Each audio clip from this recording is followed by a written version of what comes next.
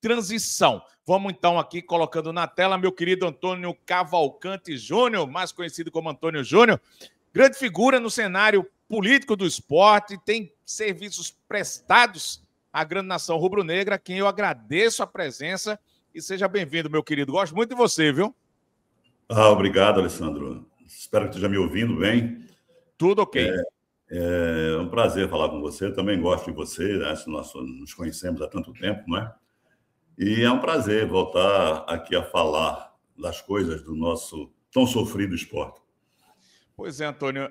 Eu soube ontem que houve uma reunião com o pessoal da transição e essa reunião foi proveitosa. O que é que você conta pra gente aí, pro torcedor rubro-negro, que tá louco para que aconteça logo isso, né? A liberação de alguns jogadores, essa negociação. Como é que você conta pra gente aí? Conte coisas boas, pelo amor de Deus. Vê, Alessandro, a comissão de transição foi formada ontem, né? Infelizmente, eu gostaria que essa comissão de transição fosse para uma chapa só, que a gente tivesse conseguido unir todos em prol do objetivo do esporte, porque eu tenho dito que esse mandato tampão, que é um mandato de 1 ano, um mandato tampão, é o mais importante dos últimos anos da história do esporte. Porque se esse mandato tampão der errado, a nossa situação, que já é muito difícil, ficará ainda muito mais perigosa. Afinal de contas, nós temos, inclusive, uma RJ que, se nós não cumprirmos, pode decretar a falência do Esporte Clube do Recife. Coisa que absolutamente ninguém quer, não é? E a gente, nesses 120 anos de história de um clube grande, de um clube glorioso, de um clube cheio de vitórias em todos os esportes, principalmente no futebol, jamais pensei, nos meus tantos anos de esporte, que a gente pudesse passar por um momento desse. Um momento tão ruim, eu diria até vexatório, humilhante para uma nação que nunca aprendeu a perder, né? E como é que a gente, que nunca aprendeu a perder, em 38 partidas, disputa 2, ganha 2. Viramos chacota nacional. Muita gente, quando a gente viaja, pergunta o que é que aconteceu com o esporte, o que é que está acontecendo com o esporte, porque a gente, inclusive, se recusa a acreditar. Bom, e aí eu acho, e torci e fiz alguns contatos, esperando que a gente se juntasse, todo mundo que tem alguma coisa a contribuir com o esporte, para ajudar a sair o clube. Na próxima, aqui para o ano de dezembro de 2026, se faria, sim, uma chapa com mais jovens, com mais gente, se prepararia essa chapa para o novo momento do clube, que era a partir de janeiro de 2027. É um outro modelo, né? É um outro modelo de administração, é um outro modelo de constituição da estrutura organizacional e pessoal do clube. Infelizmente, não conseguimos. Ainda espero, ainda tem uma semana, né, que a gente pudesse se unir e somar todas as ideias, somar todos os esforços para pensar só no esporte. Mas, então, por enquanto, nós formamos essa comissão de transição, foi formada ontem, com 2 membros do Conselho de Futebol, do Conselho Deliberativo, que são membros da Comissão de Futebol do Conselho, que foi o Alfredo Bertini e o Zé Antônio Júnior, com o Henrico Abrongini, né? Com os representantes da chapa do Paulo Bivar, que lá estavam, Didi Gaioso, Leonardo Bivar e Tiago Petribu, representando o Branquinho, eu, e representando o Matheus Souto Maior, o Marcos Vinícius, que foi diretor de futebol do esporte. Sim. Na época de Milton, né? Eu diria que a reunião foi proveitosa e assustadora, porque nós falamos basicamente ontem só futebol, do quadro atual do elenco, do quadro atual de pagamentos, do quadro atual de salários, do que tem previsto para entrar ainda de recursos esse ano, das propostas de saída, das propostas. E uma coisa que a gente definiu: a gente tem que ter um consenso e não pode esperar para depois da eleição, tem que começar a trabalhar é quem será o treinador do Sport. Quem vai ser o treinador do Sport? Qual é o nosso elenco? Quanto será a nossa folha? Né? Porque, com certeza, é uma realidade muito diferente da que é hoje. Muito diferente. E quando eu digo que eu me assustei mais um pouco, porque eu sabia que a história era ruim, mas vi que é pior do que eu pensava. Eu acho que eu não vou... a gente vai ter até que deixar para trás o que passou e pensar no futuro, mas eu não posso deixar de dizer que foi muita irresponsabilidade. O planejamento foi completamente errado, a formação do elenco foi completamente errada. A formação do elenco foi para quem não entendia de futebol. Quem não sabia o que era voltar depois de 3 anos para uma Série A. Né? Você passar 3 anos na Série B e depois voltar para a Série A. O que você tinha que fazer é um elenco para este primeiro ano se manter na Série A. Você tem que ter um time estruturado para se manter na Série A. E aí sim, você fazer um planejamento para ir crescendo paulatinamente, para começar a querer disputar algumas coisas mais importantes. Mas nesse primeiro momento, nós teríamos que ter formado um elenco, um time, para se manter na Série A. Não é? A nossa subida já foi uma subida culposa, subimos sem querer, praticamente. Porque se você vai lembrar, Alessandro, que acompanha bem o futebol e o esporte, acho que foram 5 rodadas antes, nós tínhamos 7 pontos na frente do Ceará. E fomos para a última rodada 1 ponto atrás. E subimos porque o Novo Horizontino perdeu. E o Goiás empatou, mas subiu também. E então nós vimos de 3 anos de Série A batendo na porta, né? Como em 2023 foi terrível, porque nós perdemos para um time de ressaca com barril de chope na beira do campo, não é? E quando precisava só um empate, 1 ponto, e nós deixamos de subir, por erros, de novo, na condução do futebol. Então, o que é que você tem passando, deixando isso para trás, Alessandro? Embora tenham dito que 2025 não é um ano para ser esquecido, é para ser lembrado, para nunca mais passar por um desse. Né? Nunca mais passar por um desse.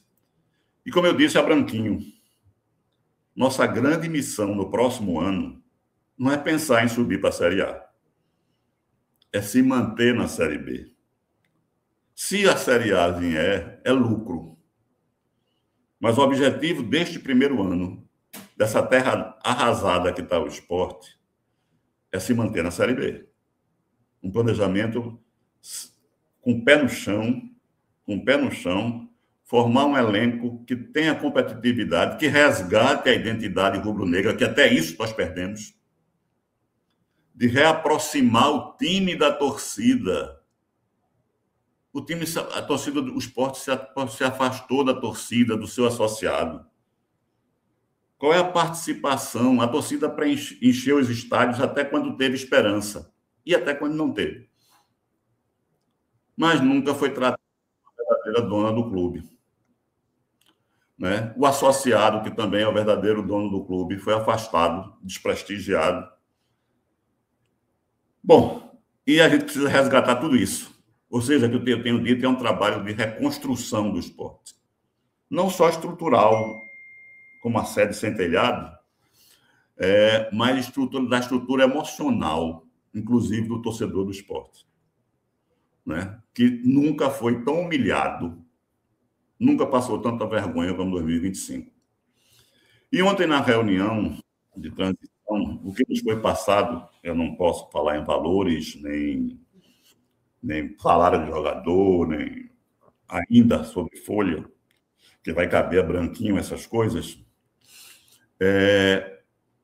a gente viu que a redução, a pressa, a urgência em resolver o problema de jogadores que não são compatíveis com a Série B, com salários não compatíveis com a Série B, é muito grande. não é? Hoje, a perspectiva que se tem de orçamento para o próximo ano está baseada em cima da venda de Zé Lucas. E se não vender Zé Lucas? E se não vender Zé Lucas? Qual vai ser o orçamento do esporte? A gente cai com uma folha de Série A, com contratos longos,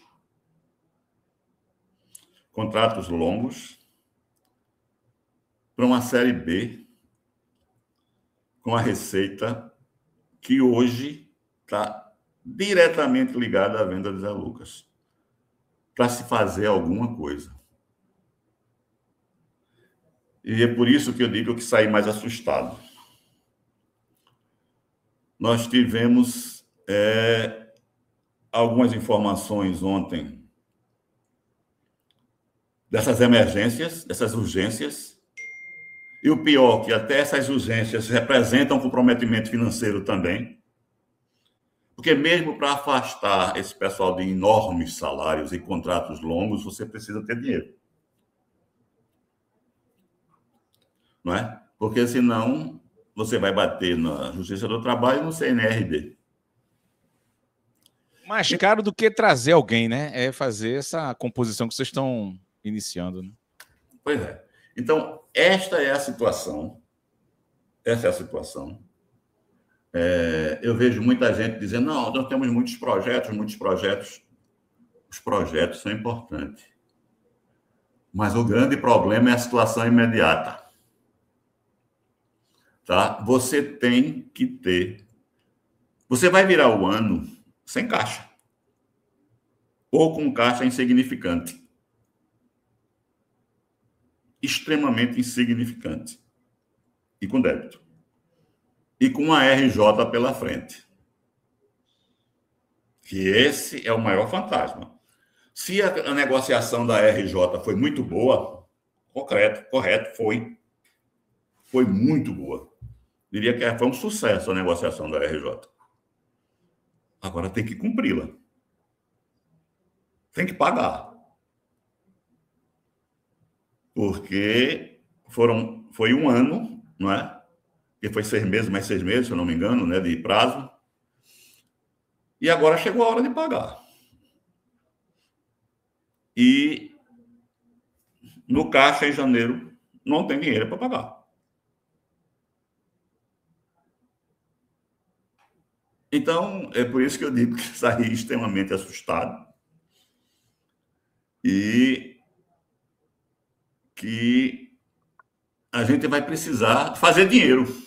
Deixa eu te perguntar, tem uma transição, você faz composição aí como um dos membros, mas não tem dinheiro para fazer o que tem que se fazer de contratar, porque vai se fazer essa transição, ou para fazer a transição também tá problemático, com esse caixa lá embaixo? A transição, o que a gente vai fazer na transição nesse momento, Alessandro, é receber informações, ajudar a decidir, até nesse final de ano, o que precisa ser feito. Porque tem alguns atletas que querem sair. Tá certo? Todo mundo sabe disso. Tem alguns atletas que querem sair. Pode falar alguns nomes, Antônio? Não, me deixa. Tá. Não, é justo. Mais um eu posso dizer que já saiu na imprensa, que é o Kaique França, né? Esse já saiu na imprensa aí, dizendo que ele quer sair. Agora, todos eles querem sair ganhando alguma coisa, levando alguma coisa, né? E tem alguns que têm que sair, porque o esporte não aguenta pagar. Mas os caras têm contrato longo. E aí? Você tem que fazer um grande acordo e o jogador aceitar esses acordos, porque o contrato está em vigor. Tem gente com contrato até 2027. Dezembro de 2027. Então, nós vamos fazer isso. Ontem, discutimos essas alternativas que foram nos dadas, de jogadores que querem sair, de valores de jogadores que querem sair, de jogadores que têm opção de compra pelos clubes onde eles estão, os nossos emprestados. E tomamos pé da realidade do futebol. Tá? Do futebol. Ontem só falamos sobre futebol. Ainda vai ter que se falar da parte administrativa financeira do clube e tudo mais. Porque o futebol hoje, do dia 11, já começa o Campeonato Pernambucano, né? E em fevereiro, a Copa do Brasil. Que o Sport entra na segunda etapa, mas já é fevereiro. Por causa da Copa do Mundo, tudo foi adiantado esse ano. Será adiantado esse ano. Então, nessa transição, nós vamos ver, ajudar a tomar essas decisões, dizer, nós concordamos com isso, todo mundo concorda. Por isso que era importante que tivesse uma chapa única, mas não tem, né? Tem que ter 3 opiniões diferentes. Para concordar os 3, por exemplo, concordar os 3 quais são as alternativas de treinador. Para não parar. Porque se você vai... Bom, a eleição é segunda-feira que vem, a posse é dia 19. Quanto tempo você já perdeu? Para negociar alguém. Por outro lado, a gente sabe que é muito difícil, o cara vai dizer assim, peraí, quem é o presidente? Eu vou negociar com quem? Não, se eu ganhar, você vai. Não, se eu ganhar, você vai. Isso é péssimo. Isso é péssimo. Felizmente, mas não conseguimos fazer diferente. Tentamos. O nome do técnico, pelo menos chegaram a um caminho do estilo do técnico? Sim, sim. Tem que ser um treinador, primeiro que conheça bem a Série B, né? Conheça bem a Série B, de preferência vitorioso na Série B, né? Segundo, que conheça o Sport Clube do Recife. Conheça o que é o Sport Clube do Recife. Porque nós trouxemos treinadores que não sabem o que é o esporte. Não sabem o que o esporte representa para a sua apaixonada torcida. Não sabe. Não sabe o que é que nós levamos para construir esses 120 anos de glória. E aí eu pergunto a você, Pepa está empregado aonde? Em canto nenhum. Antônio Oliveira está empregado aonde? Em canto nenhum. Então, o que eu digo é o seguinte, então tem que ser esse treinador, um treinador que saiba trabalhar, criar um time competitivo acima de tudo, com força, com velocidade, com briga, com intensidade, sem uma folha muito grande. Porque não vai ter dinheiro para pagar essa folha muito grande. Tem quantos nomes na lista de técnico de ontem, pela reunião de ontem, com esse perfil? Bom, os outros candidatos, as outras chapas, não chegaram a bater com o nome. Surgiu assim possibilidades. Eu tenho 3 nomes. Já conversei com o Branquinho, são 4.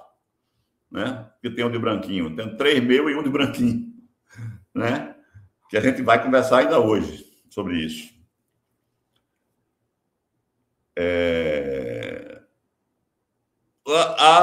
Mas eu pedi que as outras chapas apresentassem esses nomes até quarta-feira. Terça, quarta no máximo. Para que o próprio Ambrosini ainda possa iniciar as negociações disso. Ele ainda é funcionário do clube. Ele é funcionário do clube. Eu pensei que Ambrosini com vocês ficaria de canto. Não teria... Não. Eu não estou dizendo que ele vai continuar ou vai ficar. Não sei da posição de todo mundo. Ninguém falou nisso. Mas até que assuma um novo presidente, ele é funcionário do clube. Sim. Não é? Sim. Não, se ele é funcionário do clube, ele inclusive verbalizou ontem que iniciou umas tratativas com um determinado treinador. E que ninguém achou ruim o nome, não, por enquanto. Mas também ninguém bateu martelo nenhum. Tá certo? Até porque ele tá fora. Ele bateu o martelo, não era meu, nem de Marco Vinícius, nem de Thiago Patrick. Ele tá fora da... Ele está fora do esporte porque ele, Thiago, para o ano que vem, via Yuri Romão. Mas Tu achas que há uma possibilidade deles continuarem com... Porque Branquinho enfim, pelas possibilidades, né, a turma já montando um quadro, ninguém cita o nome deles, eu acho que eles não ficam. Não é estranho não, Antônio, é um camarada que vai sair, mesmo sendo funcionário... Né? Se bem que tanta coisa aconteceu esse ano no esporte. Já disse a ele que ele vai sair? A informação é que ele foi comunicado que no dia 12, com a saída de Yuri, ele não é mais Ninguém comunicou isso a ele, né? Porque, veja, oficialmente, quem ainda pode negociar pelo clube é ele. Branquinho não pode, eu não posso, Paulo Bivar não pode, Matheus Sotomayor não pode. A gente pode contactar. Ó, fulano, se eu ganhar, tu topa vir, né? Mas vamos supor que exista uma unanimidade. Num determinado nome de Alessandro Matias, é o treinador. Todo mundo das 3 chapas concordam. Quem vai entrar em contato com ele nesse momento? Oficialmente para negociar, né? Com o carimbo do esporte, não tem. Não tem. É ele e Thiago.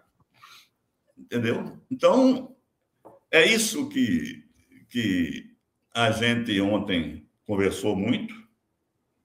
Ficamos também de dar o retorno sobre essas negociações que eles iniciaram com alguns jogadores que querem sair. A gente também São quantos, assim? Dá para dizer quantos já colocaram a ideia de sair? Dá para nos dizer pelo menos isso? Rapaz... Fora Kaique. Kaique já é a figura que todo mundo sabe.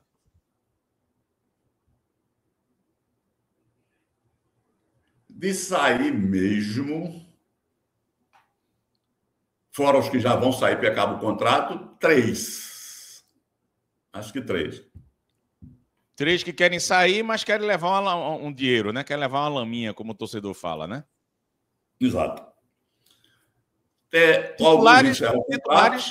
Titulares esse ano? Esses 3 titulares? Sim. 2 não, entraram e saíram. Tá. Mas também tem uns que querem ficar, que até concordam em reduzir um pouco o salário para ficar. Porque esses... Talvez fosse até interessante ficar. Entendeu? Uhum. Seria interessante até que ficasse. A folha do ano que vem trabalha em quanto, Antônio? A folha? Tem ideia? Já conversaram disso ou não? Ainda não. Eu tô... Ainda tomaram um susto, né? Pelo que eu tô...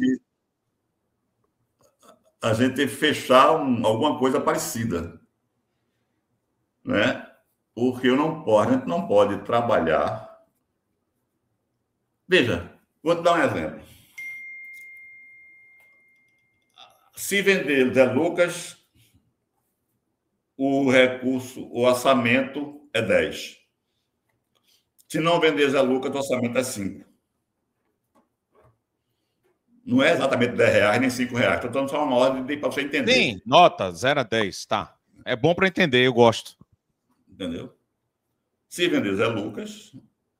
Se vender Zé Lucas, 10. Então quer dizer que o Sport disputa, quem sabe, o título.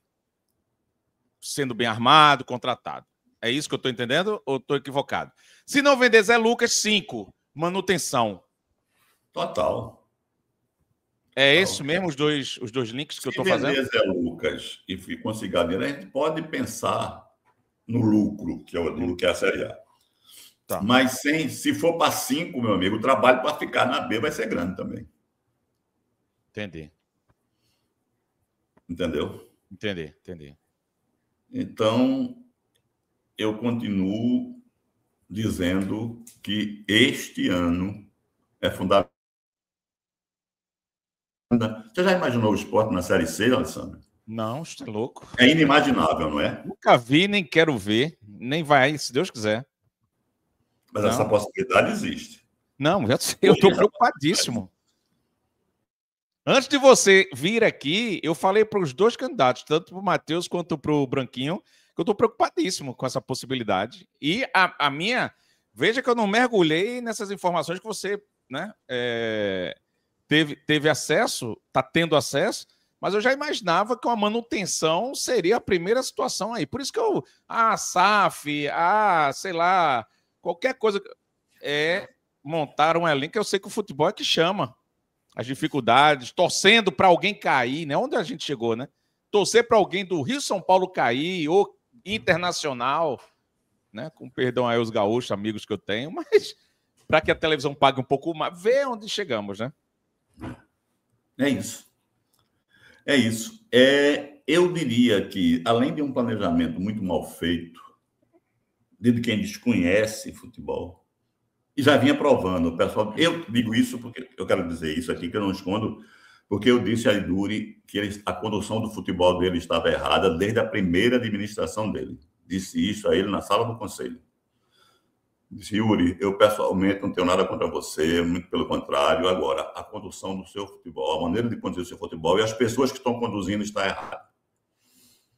Eu vivi futebol, eu fui diretor de futebol, eu fui conselheiro, eu fui diretor de futebol campeoníssimo, eu fui FA delegação para a Europa com o primeiro título de base do esporte em 1999, em cima da Udinese, um título invicto que nós ganhamos na Europa, né?